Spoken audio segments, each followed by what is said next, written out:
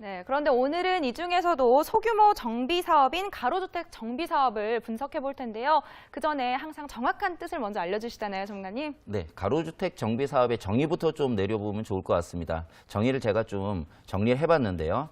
도심의 노후 불량 건축물이 밀집한 가로구역에서 종전의 가로를 유지하면서 소규모로 주거 환경을 개선하기 위하여 시행하는 정비 사업이다. 이렇게 보시면 좋을 것 같습니다. 그래서요, 여기서 가로주택 정비 사업에서 키로 좀 보실 수 있는 것이 소규모로 진행되는 정비 사업이라는 것이 키포인트인 것 같습니다.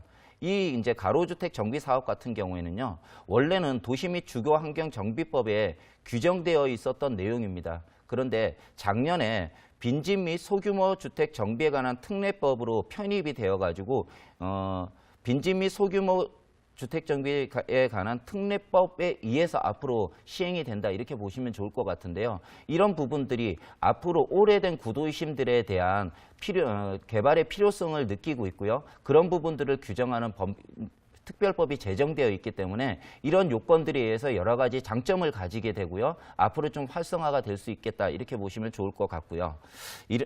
그런 부분들에 있어서 이제 가로주택 정비 사업에 이제 어떤 지역들이 될 것인가 하는 요건들이 좀 필요할 것 같은데요. 크게 한 4가지 정도의 요건을 가지고 있다 이렇게 보시면 좋을 것 같습니다. 그래서요, 첫 번째 요건은요, 사면이 도시계획시설 도로로 둘러싸인 1만 제곱미터 미만의 가로구역일 것이라는 것이 한 가지 요건입니다. 그래서 3,000평 미만에 있는 소규모로 도시를 재정비할 때 쓰는 방식이다 이렇게 보시면 좋을 것 같고요. 두 번째 요건은요, 한 구역의 한 면이 6m 이상의 도로에 접해 있을 것이 요건이 되고요.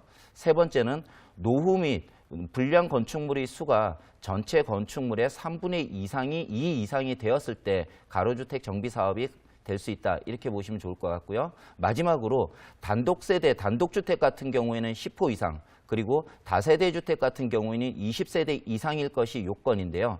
단지 단독주택의 호수와 다세대 주택의 세대수의 합산이 20채 이상인 경우에도 가능하다 이렇게 보시면 좋을 것 같습니다.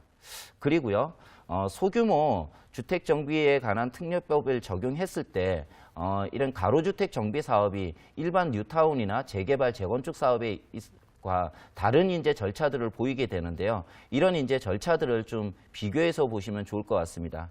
그래서요, 일단 종전에 도시 및 주거 환경 정비법에 의해서 가로주택 정비 사업이 시행이 되려면은요, 여러 가지 재개발이나 재건축에 대한 요건들을 다 거쳐야 된다 이렇게 보시면 좋을 것 같습니다.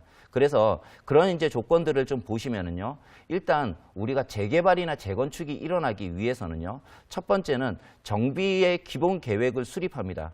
그리고요, 정비 계획 수립을 하고 구역을 지정하고요, 조합 설립을 위한 추진위원회가 설립이 됩니다.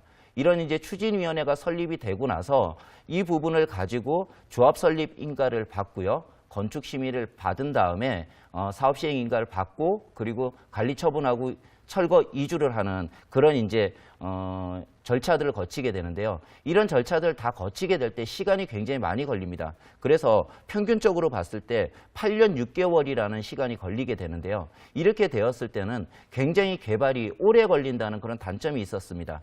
그런데 이거 이제 소규모 주택 정비에 관한 특례법에서는요, 이 절차들 중에서 필요 없는 절차를 굉장히 줄였기 때문에 사업의 진행 속도가 굉장히 빨라진다 이렇게 볼 수 있을 것 같습니다. 그래서 정비계획 수립, 정비 기본 계획 수립 절차라든지 그 구역 지정, 그리고 추진위원회 설립, 이런 부분들이 거의 절차를 생략해도 되고요. 주민 합의체를 신고한다는 내용으로 조합 설립 인가부터 절차를 진행하기 때문에 굉장히 빠른 시간 내에 가로주택 정비 사업은 끝날 수 있다. 이런 이제 장점이 있고요. 이런 부분들로 해서 소요 시간들을 대부분 잡아보면요, 평균 2, 3년이면 개발이 완료되는 절차가 굉장히 간소해지고 빨리 개발이 진행될 수 있다는 이런 장점이 있다고 볼 수 있을 것 같습니다.